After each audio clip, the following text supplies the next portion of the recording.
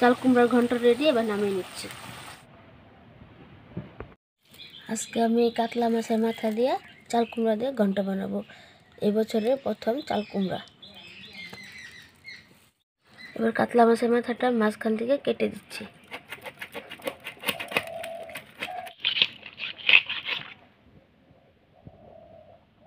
এবার ধুয়ে পরিষ্কার করে নিয়ে আসি। কাতলা মাছের মাথাটা আমি হলুদ লবণ দিয়ে মেখে রেখেছি, এবার ভেজে নিচ্ছি।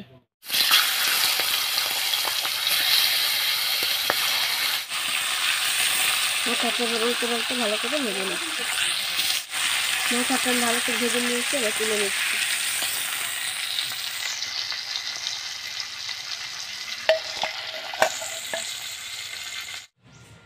এই দেখুন আমাদের গাছের প্রথম চাল কুমড়া। এই কুমড়া দিয়ে আমি আজকে ঘন্ট তৈরি করব, কিন্তু একটু অন্যরকম ভাবে।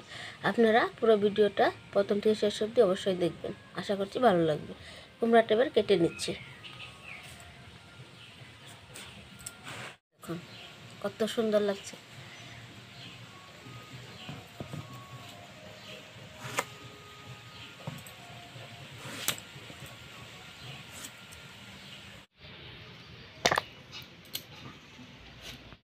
এবার কুমড়াটা আমি ছোট ছোট করে পলে নিচ্ছি।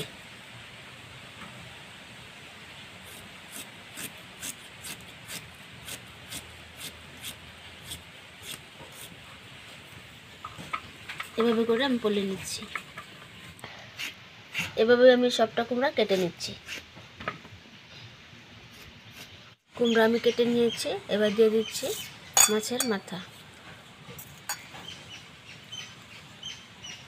তারপর দিয়ে দিচ্ছি পেঁয়াজ কুচি, দিয়ে দিচ্ছি 4টা কাঁচা লঙ্কা, এবারে দিয়ে দিচ্ছি কাঁচা লঙ্কা বাটা,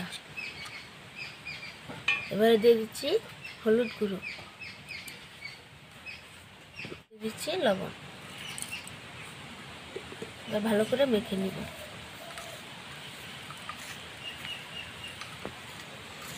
এই শুক্তোটা আপনারা অবশ্যই বাড়িতে আমার মতো করে বানিয়ে,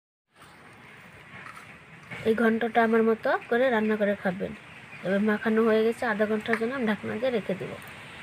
গরম হয়ে গেছে, এবার দিয়ে দিচ্ছি তেজপাতা আর জিরা, এবারে দিয়ে দিচ্ছি কুচানো পেঁয়াজ। আধা ঘন্টা মেখে রেখেছিলাম, দেখুন কতটা জল বেরিয়েছে। পেঁয়াজ ভাজা হয়ে গেছে, এবার দিয়ে দিচ্ছি কড়াই।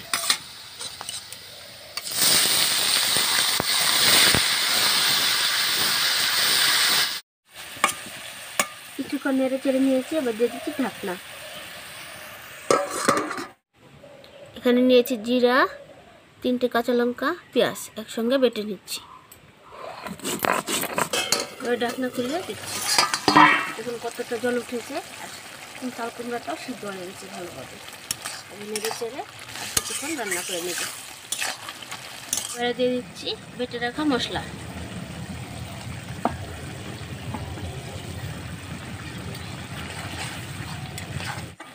চাল কুমড়ার ঘন্ট রেডি, এবার নামিয়ে নিচ্ছি।